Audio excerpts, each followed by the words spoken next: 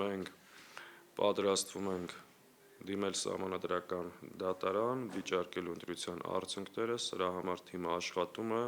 ակնհայտ է, որ ընտրությունները տեղի են ունեցել ճնշումների, ոչ ազատ, ոչ արդար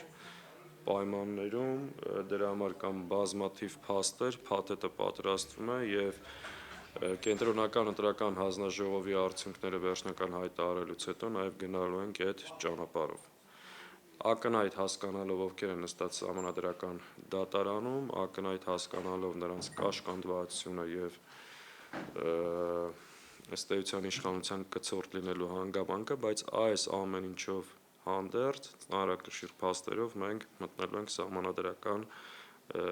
դատարան արդյունքները հրապարակելուց, այս վերջնահաշվարկը ավարտելուց հետո։ Ինչ հիմնավորումներով, ինչ իրավական հիմքերով, ինչ ծավալով բավականին մեծ փաթեթ պատրաստվում է, դրա մասին համապատասխան մեր իրավական խումբը հանդես կգա։